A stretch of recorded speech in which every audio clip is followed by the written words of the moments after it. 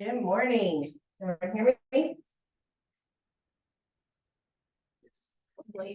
Yeah, Ashley, can you hear? Even without a mic, everyone in this room should be able to hear me. So. Yeah, I can. I can hear. All right, excellent. Well, welcome to our first team meeting of the new year. Thank you to all of you who are here both in person and in Zoom.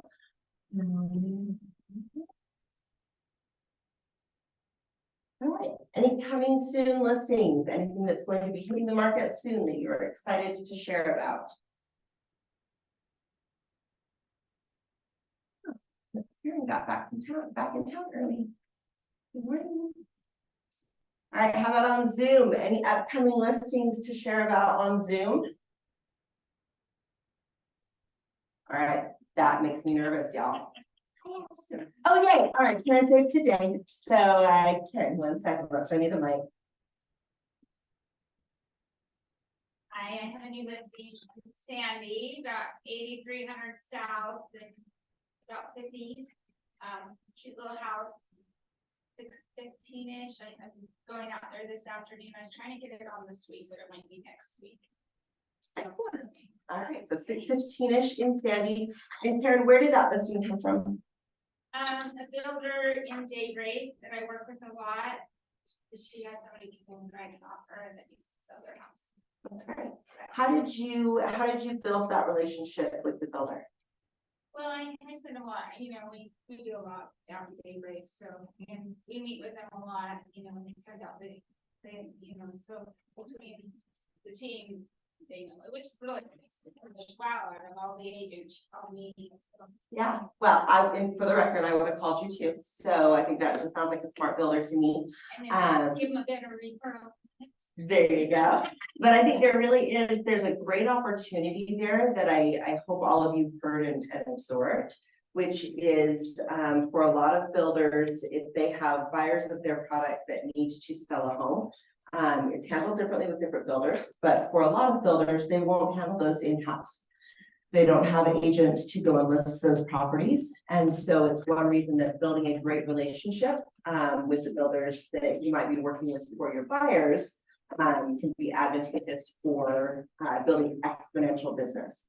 And that's really a part of what I challenge all of you to be looking at, regardless of the business source, the lead generation source that you're working with.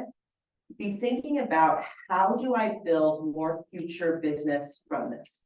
When you are meeting with a buyer, when you are meeting with a listing, when you're meeting with a lender, when you're meeting with a builder, how do I not only convert this piece of business that I'm working on, but how do I secure future business and build a relationship that can continue to provide future business from this? It's that going deep that makes such a bigger difference in working for resources.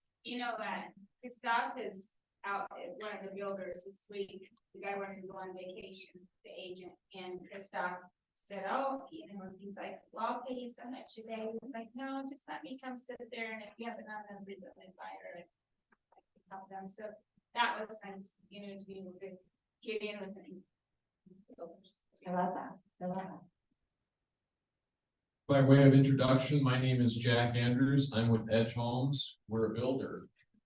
And I have relationships with a number of agents that, to her point, I'm a captive agent to the builder. I only sell our listings, Edge Realty listings, and I can help any one of you in any community anywhere. But the flip side of that is I oftentimes have people that are like, well, I've got to sell my home, and they may not have an agent, or the agent is not performing, or they're not yet ready to sell. And so I put agents on a list and send a spoon list from time to time. And I don't have as many opportunities, let's be honest, to provide that. But I have had a number of agents that I've worked with over the years that have been the recipient of a listing. That's great. All right. So you hear it here. Your strategy for your next listing, build relationships with builders. But genuinely, I'd like you to take a moment as we move on to the next part of the meeting and just do an internal self-check. Do you have a clear strategy in place for where your next listing is coming from?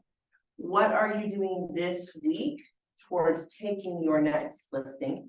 As we have talked about in previous meetings, and you'll see as we look at the market at a glance, while we are seeing inventory still taking a little bit longer to sell, we have been told that there are going to be multiple reductions in interest rate over the next year.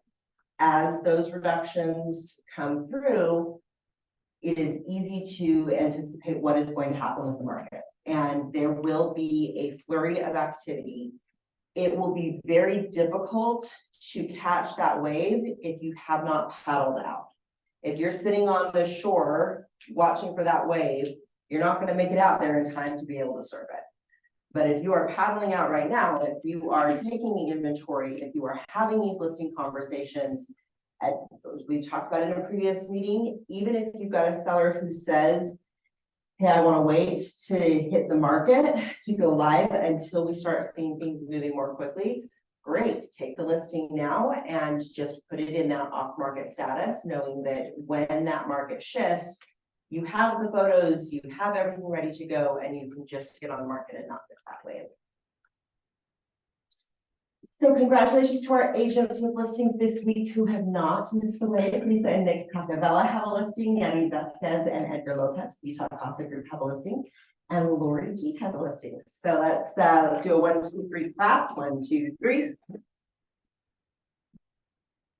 And a huge congratulations to our growth contest superstar, Miss Karen Hansen, has closed out, kept her lead through the whole competition, and won our growth contest. So she will be the recipient of the ticket to family reunion, and we'll work through details about how you want to use that later. And then we will continue to have some growth contest activities and prize opportunities over the next couple of months as we continue to work towards that 200 agent count. So watch for those. But now let's just all give Karen a huge round of applause.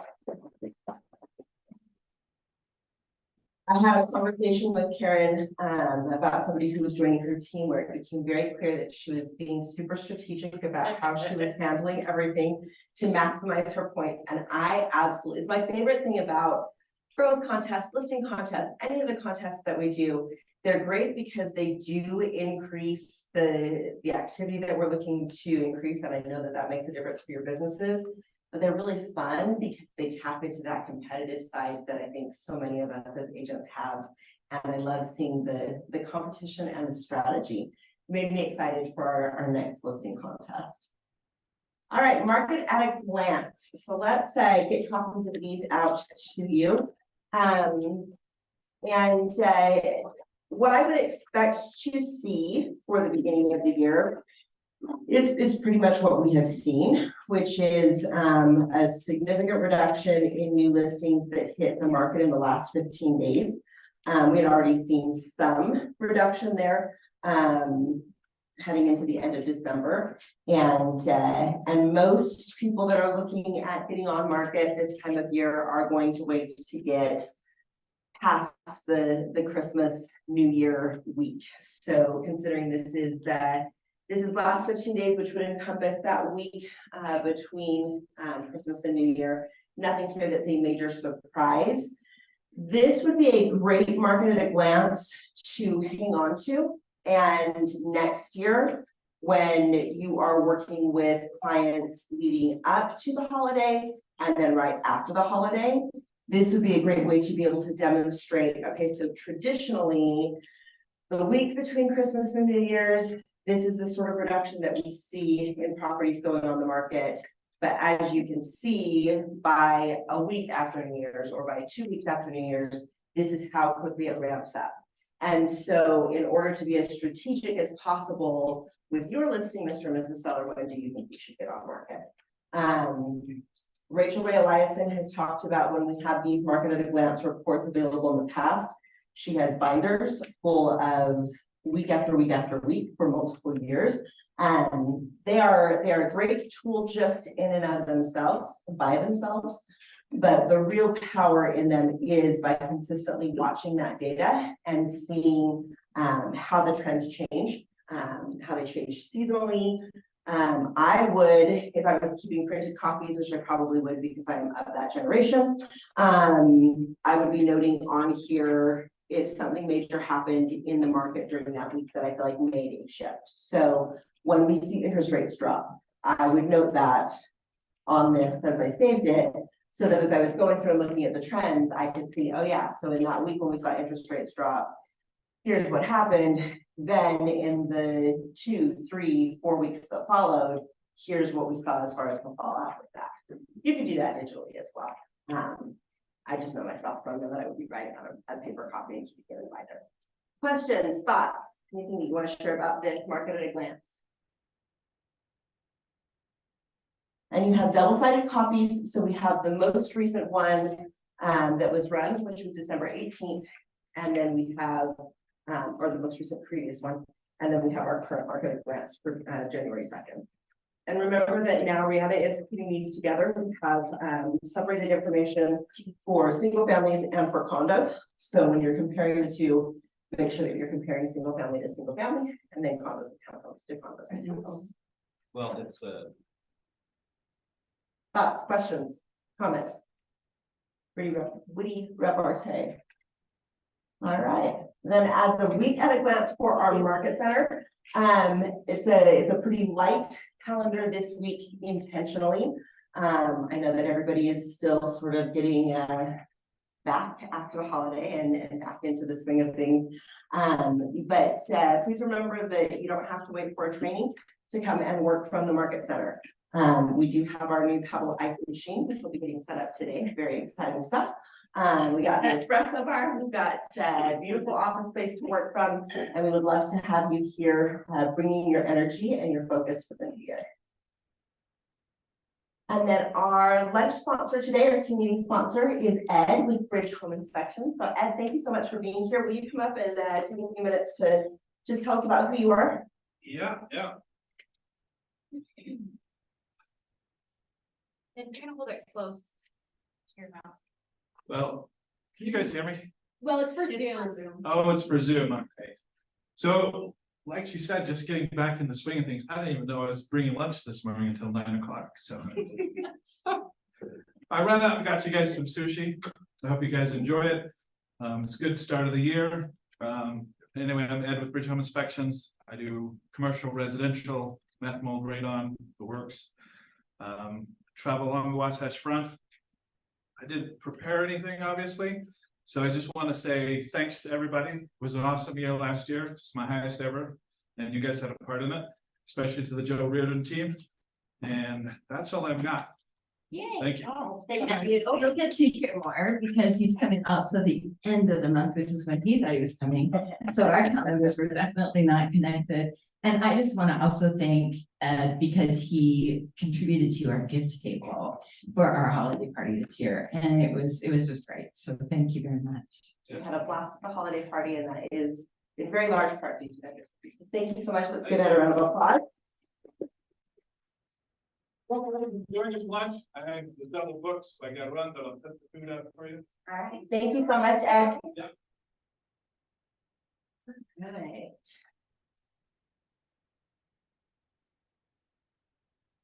Okay, before we jump into content, anything that we should, we're good on time today, so anything that we should know about with productivity coaching program, anything that you want to share or invite agents to? Awesome. Good morning, happy new year. Hopefully everybody's doing well this morning. So yes, we have Ignite next week. So if anybody wants kind of a jump start, 9 to 12, Monday through Friday, Ignite. We bring in our top producers 2 or 3 every day to help, teach you what they're doing. So we'd love to have you join us there. We are introducing group prospecting and we'll be starting tomorrow at the Salt Lake City office. So that is basically from 9 to noon. And we'll be doing scripting, role playing, actually making our calls together and then doing some accountability after that. So that is new this year. We're also introducing Ignite, which is technically Ignite After Dark. It's spelled NIGHT. So that is gonna be held every Thursday from 5:30 to 6:30. So those of you may be listening or listening to recording that have other jobs and can't make it during the day to Ignite, we're gonna be doing that in the evenings as well. So I think that's kind of all the new stuff that we're excited to introduce this week. And so with the Thursday Ignite, spelled GHT. Let's call it Ignite After Dark. That was the Ignite original. After Dark. Yeah, so Yep. you know, it's a night. So that's a virtual, Yes, that is on Zoom. Thank you. Yes, that will be virtual. So the first topic this week is gonna be how to price homes. okay, awesome. And how do agents access that virtual training if they want to attend? You can just let us know. I did just put the calendars on all of the Facebook pages. And so I need to double check if there's a link on that calendar. If not, I'll go back in and put a link on there. Awesome, Yeah, so it'll be on socials, it'll be on the calendars. great. And then with Ignite, spelled ITE, do we have a calendar of what classes are being taught when, so that if an agent wants to audit something Yes. without taking the full series? Yes. Perfect. Yep, So make sure that you see Connie at the front desk. She'll get a copy of that calendar and can fill you in on when you want to attend. If maybe you've already attended the full session of Ignite, but want to sit in on some classes for something that you are focused on. And then I had one more question for you. Oh, so the prospecting. So you said that that's happening, live prospecting. Tell me what that schedule looks like. yeah, so that will be every Wednesday morning from 9 to noon. And so we are rotating offices. So tomorrow it is in Salt Lake City, but you will see on the calendar when it will be here if you don't want to travel. But that will be held every single Wednesday. Okay, excellent. Awesome. Thank you so much. Thank you for all that you do. Let's give Sherry a round of applause. All right, so today, with it being the first meeting of the new year, I wanted to take you through the 10 questions that Gary Keller asks himself every year. And if you've heard Gary talk about this, he's obviously someone who holds a whole lot of appointments in any given year. And he has been quick to say this is the very most important appointment that he ever holds. And he holds it annually. And as I listened to a podcast where he talked about this, and then another podcast where Jason Abrams talked about it, there were a couple of things that struck me about this as being important. The first is that his focus in whatever version of New Year's resolutions it is that you're working on, is that he does not look at the new year with putting together a new resolution every year. And I really appreciated that perspective, because I feel like for myself, when I have looked at New Year resolutions, it can turn into this sort of hamster wheel of sprinting towards something that maybe matters a lot, and maybe I just was stuck that year to come up with like what happens next, and accomplishing the same things that I accomplished the year prior, or maintaining the success and growth that I've had in any area of life can feel like that's not the right answer to a New Year's resolution. But if you look at the idea of what can be accomplished in a year, in any given year, no matter how incredible the year is, no matter what you accomplish professionally or personally, it is only going to be an incremental step of growth towards your overall goal. No matter how great the year is, you're not going to accomplish what your big life purpose is in any given year. You know how to do that, let me know right now. I'll swap you out, you jump up here into today's training. So if you're looking at it as incremental growth, then more important than what your resolutions are for this year, more important than what is your focus for 2024, is what is your focus for your life? Do you have clarity about your life vision and purpose? Professionally, personally, relationships, with wealth building, with your health. And then what needs to happen this year to help move you towards that? And in that way, this sort of reflection, this sort of checking in on your progress towards those goals can be done yearly. It can also be done quarterly. It can be done monthly. This becomes much more checking your alignment with your overall vision and purpose than it is deciding new year, new me, and here's what I'm going to take on in the next 12 months that I've never done before to get me there. And I like that because sometimes, y'all, I just am tired. And the thought of having a revolutionary year sounds exhausting. But the thought of having a year that continues to move me forward in the direction that I have cast the vision for my life, that's something that I can get behind. And so I'd like to have all of us have that conversation with ourselves together here today. So if you can grab paper and pen or your phone if you want to take digital notes. If you prefer paper and pen and didn't bring it, just wave your hand and I'm sure that Connie or Jess can get something over to you. And I'd like you to start by just mapping out, do you have a clear idea of your intention and your focus? Again, not for 2024, but for the next 5, 10, 30 years. What is your wealth building goal? Do you know what your freedom number is? Gary Keller talks about your freedom number being the number at which when you reach a net worth of that amount, you never have to work again another day in your life. Now, I love the way that he puts this because it's you never have to, not you are never going to. As a potential workaholic, when people would talk about, and then this is the number that when you reach that, you can retire, that never sounded enticing to me. And so I had a very hard time setting my wealth building goals because I know myself, and having me at home with nothing to focus on that's bigger than me and outside of me is sort of like having a puppy in the house left unchecked, and it will cause mass destruction. And so the freedom number is at that point when you have that net worth, any work that you do, any day that you spend working, any moment that you spend working is purely because that's what you choose to do with your time. It is not because it is what you have to do in order to make a living. So do you know what your freedom number is? Do you know when you want to hit that number? What are your goals for your health, your wellness, and something that I've been thinking a lot about in this regard is your longevity.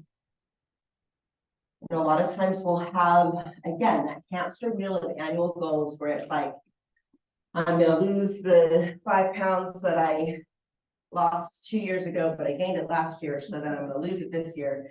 And we end up sort of up and down with that. And or we have an event that we're going to go to that we want to look and feel our best for, and so that becomes the focus. But without any connection to a long-term, where do you want to be, again, 10, 20, 30 years from now with your health, and what needs to happen now in order to make that a possibility and a reality? Do you have a clear plan and vision for the relationships in your life? Again, 5, 10, 20, 30 years from now, what do you want the quality of those relationships to be? Are there key relationships that you don't have in your life currently that you want to have? Do you have those relationships now that you want to deepen? What experiences do you want to have with those people? How do you want to show up in those relationships? And how do you want other people to show up for you? What is the vision for your career? Again, 5, 10, 20, 30 years from now. When you look back over your career, what do you want to have accomplished? You want to have accomplished that. And that ties to the wealth building as far as your earning, but also, are there career milestones that you want to hit? Are there things that are maybe more intangible that you want to accomplish? What are you looking to grow beyond selling that next house?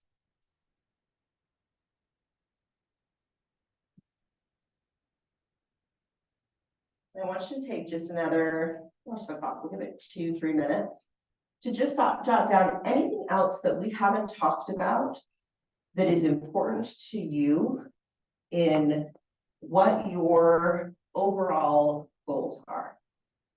If you're deconstructing the idea of New Year's resolutions and looking instead at what is your life by design? Do you have real clarity of purpose of what your life by design is?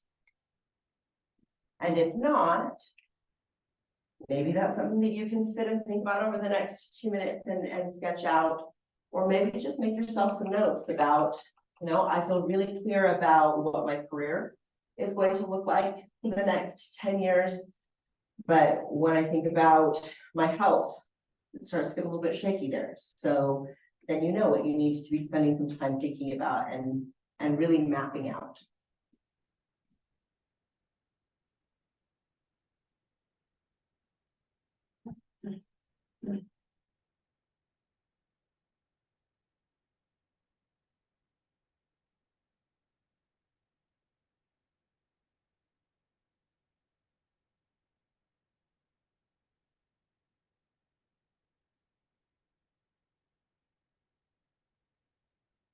One more minute to work on these.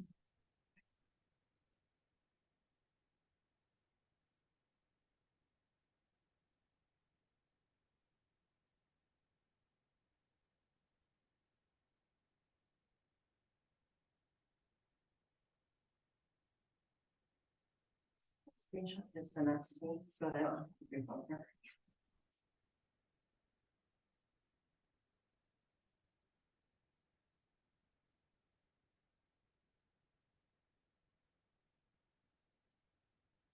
All right. So if you have the overall vision of what it is that you're working towards, then you're ready to start asking yourself these questions.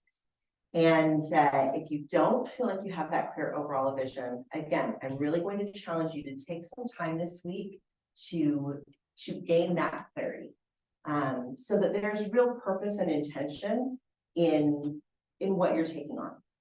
Without purpose and intention, when it gets hard, and y'all have been at this life thing long enough to know that inevitably it gets really hard, right? If you don't have that clear purpose and intention, then when it gets hard, it just is going to go out the door. And so having that clear purpose and intention and focus of where you're going is so critical. From there, the questions that Gary asks himself. Question number 1 is, who are you? I'm going to be really honest. As much as sort of the woo-woo esoteric thing, I have experienced the difference that it makes in my life, and I know the difference that it makes in others' lives. Every time it comes up, and this is the focus of the conversation, I internally roll my eyes a little bit. And so when I was listening to the podcast, and this was the first question that Gary asked himself is, who are you? I was like, oh, okay, I'm maybe gonna look at a different podcast now. But I was glad that I pushed through. And this is a really critical question to ask.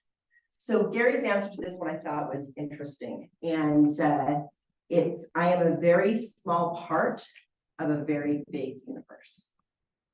And his clarity in that helps ground him that any purpose that he's working towards, because he is a very small part in a very big universe, it can't be just focused on him.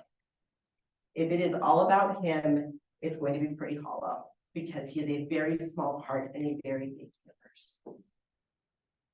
So who are you? Let's take a couple of minutes for you to write down your thoughts on that.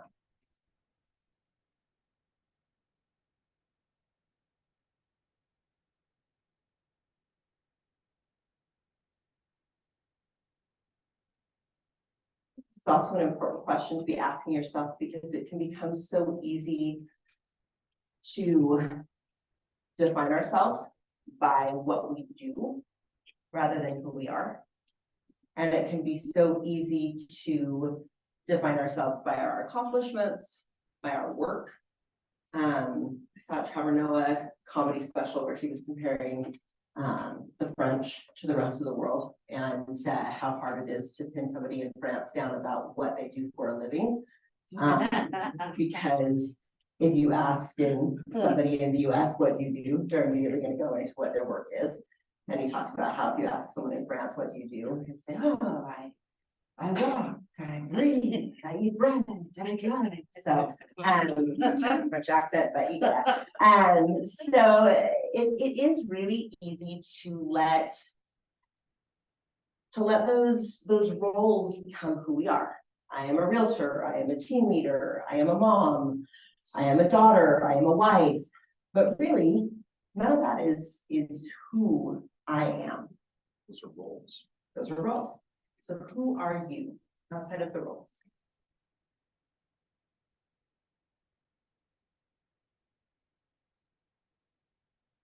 Question number 2 is, what do you believe? Belief is so important because it will drive your action. And when we believe something, like truly believe it, we are more likely to move forward in that direction, despite any obstacles, despite any information to the contrary, because it's our core belief. So Gary Keller's answer to this, and again, I'm not necessarily going through all of these and saying Gary says, because I think there's like a lot of bingo or drinking games you can do when Keller Williams people start throwing out Gary says. But I do think there's a lot of insight with his answer to this question. So his answer on what do you believe is, everything is possible and anything can be solved. So if everything is possible and anything can be solved, and you truly believe that, what might you be willing to take on that you wouldn't otherwise? What might you be willing to dare to dream? What might you persist with despite obstacles? If everything was possible and anything could be solved.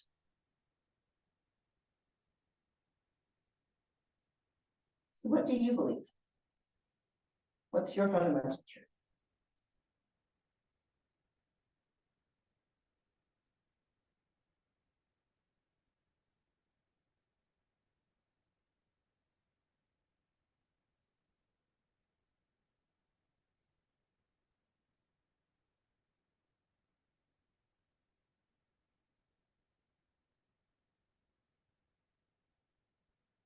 Another minute to sit with your beliefs.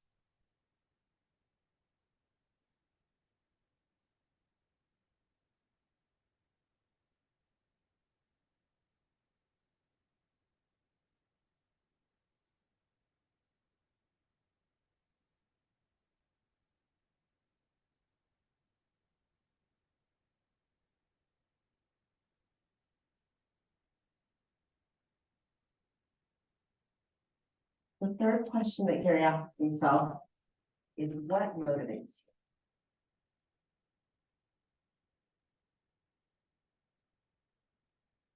What motivates you? And this isn't necessarily like, what is your why? Like, we sort of cycle through corporate buzzwords and what is your why has been it for a little bit.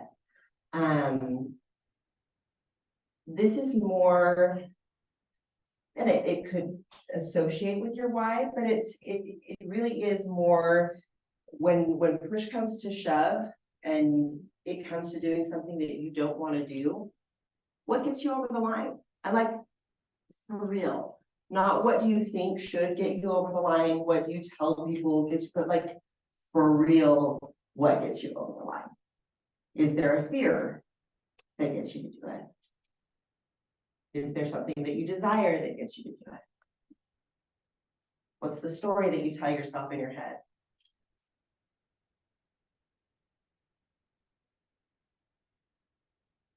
What is that thing that you know, man, when this happens, I am on fire and nothing will stop me. I am a woman on a mission with a passion and a vision. When this happens, that will be what motivates you.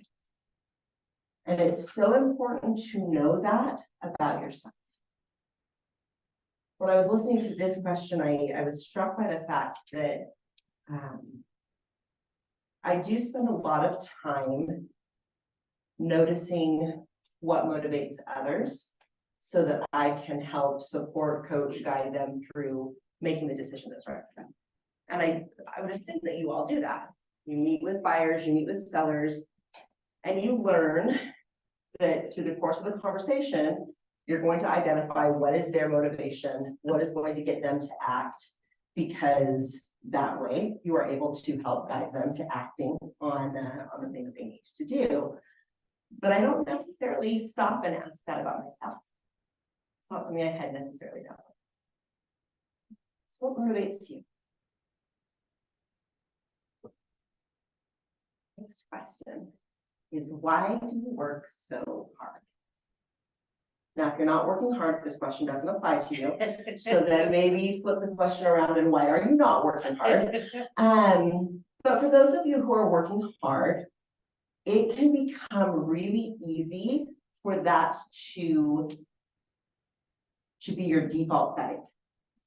And what I mean by that is, are you working really hard right now because of a body of work that came before this, that really required you to be working really hard on it? But then that just sort of became how you handle life, and so now you're just always working hard. Do you necessarily need to be working at that level? Is it your automatic? Again, is it a fear motivation? Are you working so hard because there's a fear in you that says, I was broke once, and by God, I am never going to be broke again? And so if you're not working really hard, you feel that fear of being broke creeping in the back of your head? Is it that you are afraid of letting somebody down? Is it that you are afraid of how you look if you're not working hard? This is not a bad or a wrong thing. It's not a right thing. It's just a thing. And it's a thing to be aware of and to have that self-awareness of, I'm working hard. Why? Are you working hard because you believe it's the only way to be successful? Are you working hard to avoid something?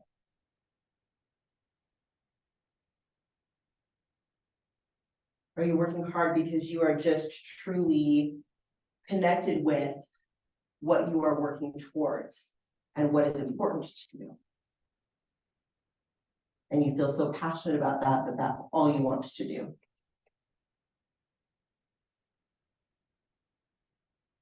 If life is about the choices that we make, then the secret to life is making better choices.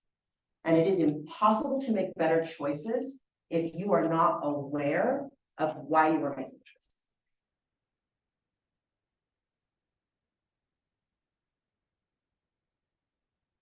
Next question. When is enough enough? Enough of what, you ask? Whatever it is that popped into your head when you read this, that's the one that it is for you. So it might be enough time. It might be enough money. It might be enough success. Enough growth. Enough happiness. When is enough enough? Gary's answer to this one is that there are some things for which nothing will ever be enough. For him, the core thing that will never be enough is he will never spend enough time with the people that he loves. So if there are a whole lot of things for which enough is enough, and that is the thing that he knows will never be enough, it's really easy for him to check his alignment and see, has he set his life up with that being a core truth for him? He can look at his calendar and determine if he's in alignment with himself. So for you, when is enough? Enough.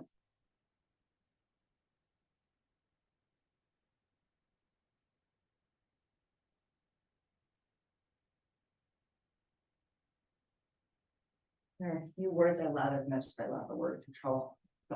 And I sometimes will say that I'm a recovering controlaholic, but that is a lie. I am still fully committed to that disease. And here's the truth.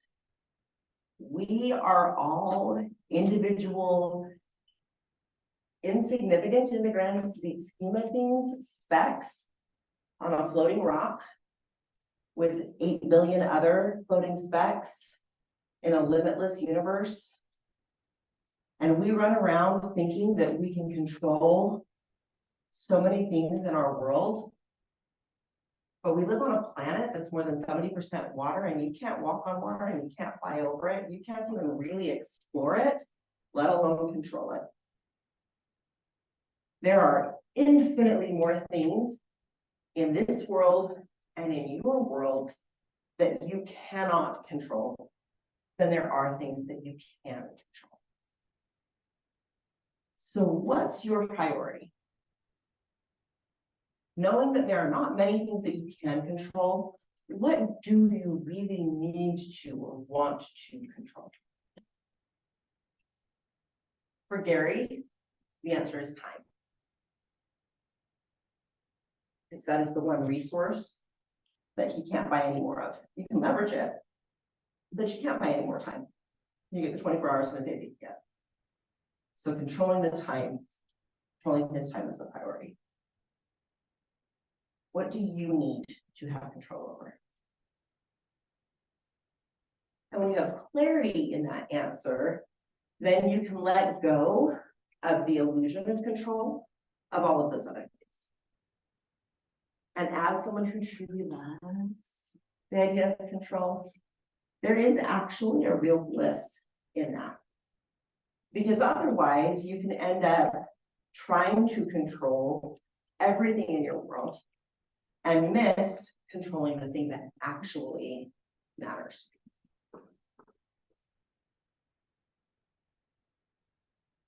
Question 7, what do you fear? What do you fear? For most people, we are more likely to move away from something that we fear, to try and avoid something that we fear, than we are to move towards something that we want. It's a part of human nature. And another way of putting that is that the things that you're afraid of have a heck of a lot to do with the actions that you take. And so again, if the goal is to make better choices, understanding that fear allows you to do that. And if you don't give fear a name, fear does have a way of dominating the choices you make. And that can be a powerful tool. I mean, going back to our previous example, if there's a part of you that went through a time that you were broken, you never want to be broke again, and you are afraid of that, it can be a powerful tool to motivate you and to move forward. But when it is an unconscious tool, you don't have control over. When it is an unconscious tool, it can cause you to make missteps. It can cause you to make choices that you wouldn't otherwise because you haven't named it. When it's a conscious tool, you can look at it and say, yeah, I know that I'm motivated by fear. And I know that the thing that I am most afraid of is being broke again. And so when there's something that I need to do, here's how I can get myself in the right mindset to get that done. But there's a difference between that and it running.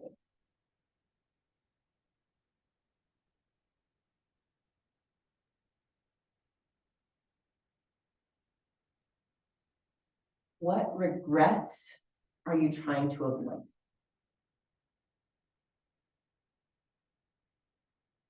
Question number 8 is, what regrets are you trying to avoid? And regrets really are only assigned to things that have meaning in our lives. So I can promise you that I never spent time thinking about the 14th of March, 2019, when I was going to have a shrimp salad for lunch, and instead I went with the Caesar salad, and then someone else got the shrimp salad, and it definitely looked better. That would be a better choice. That's not a regret, because it has no meaning. It's maybe a choice I would have done differently, given the opportunity and all of the information that I have now, but it's not a regret. Did that actually happen? I had to really dig for that, but yeah, I don't know the date, but there was a day that I got a Caesar salad instead of the shrimp salad, and I did regret that. In the moment. 100%. The true regrets are the things that have meaning. The last time my family went to go see my grandma, I didn't go.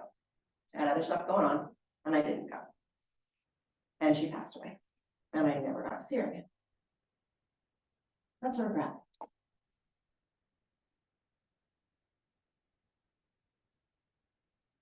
What are those regrets that you have? And where do you see that it's showing up in your life that you are trying to avoid regrets?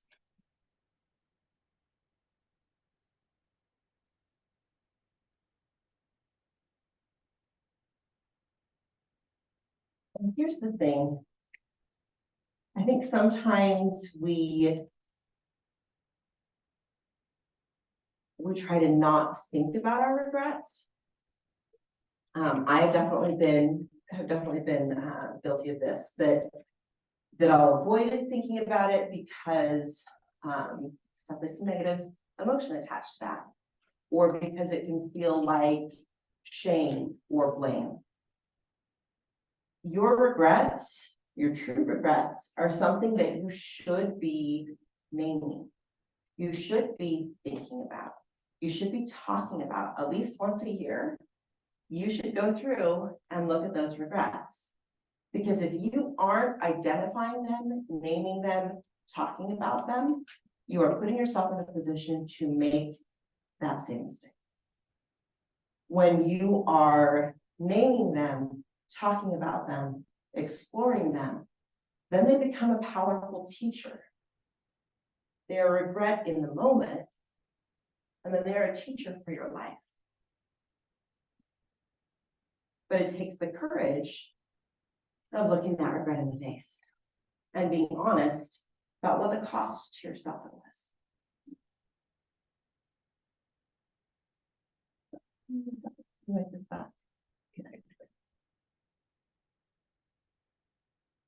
How do you bring meaning to your life?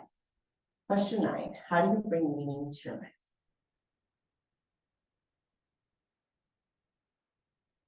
If this isn't something that you are carefully exploring, it is very easy for the meaning of your life to default to the work that you do. And if the work that you do is the meaning of your life, great. Just don't let it be the automatic default. And more likely, the work in your life generates the resources that you have for you to then live into the meaning of life. This ties in with the bold concept of money is good for the good it can do. So where do you find meaning in your life? Where do you bring meaning to your life? And then this last question is a doozy. Who are you in the end? And this doesn't mean at the end of the day, in the end. And when you are on your deathbed, who are you? The problem is, if you don't ask yourself this question until you are on your deathbed, it's too late. It's too late. Who you are is who you are, what you did is what you did, the life you have is what you have. But if you are asking yourself this now, if you are asking yourself this yearly, who am I? You have the power to affect that change now. Like Scrooge waking up and finding out that it's Christmas morning and Tiny Tim's still alive and he's still got a shot. Who are you in the end?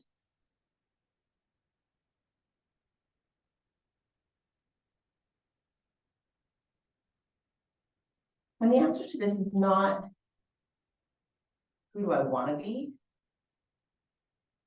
How am I going to show up today? How am I going to show up tomorrow? How am I going to show up the next day?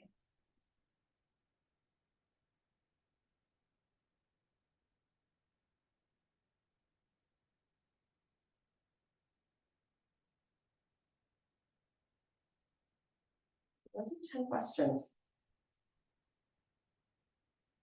And my challenge to you would be to look at your answers to those questions and then check your alignment.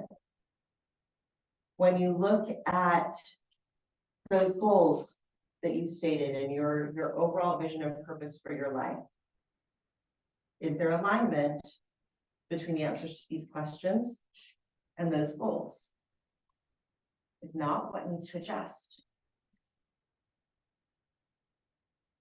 Is there alignment between your answers to these questions and your resources, your calendar, your focus?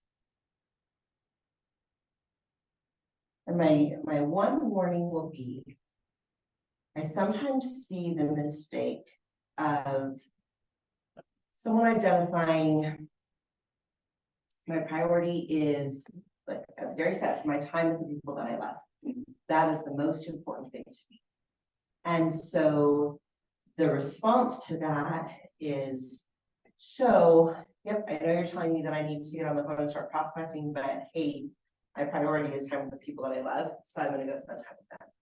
Or I know that there's these things I need to do for my business, but I gotta tell you, my priority is spending time with people that I love, and so I'm gonna go into that.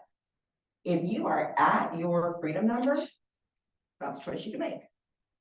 If you are not at your freedom number, you are deluding yourself, and making that choice with your time is going to take you to a place where you do not have the freedom to spend the time with people that you love now.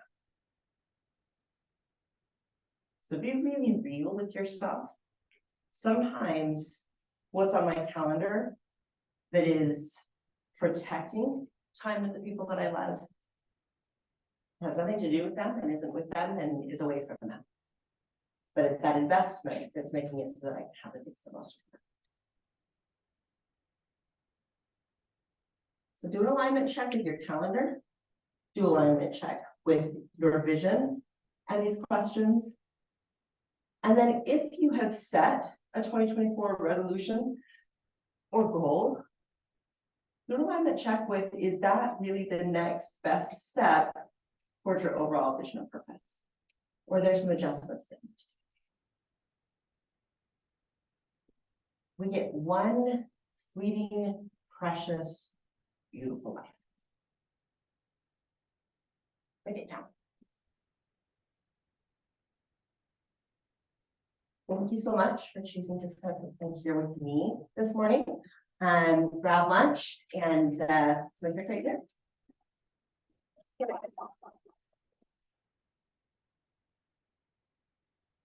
Oh, and just gave me a note and I promptly forgot. There is, from Tana, there is an event for the Women's Council of Realtors on January 5th. Alma Merrill is speaking on Moments That Define Us. This is again, January 5th, 11 to 1 at the Salt Lake Board of Realtors. So we'll include this information in the recap email. And I'm also sure that you can connect with Tana to get information. All right, now that's really good. Not much.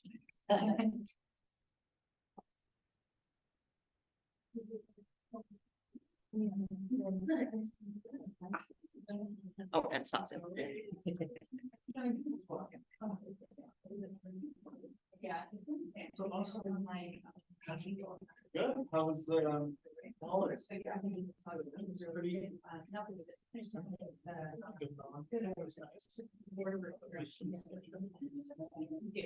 Last week. Right there with you. Up to the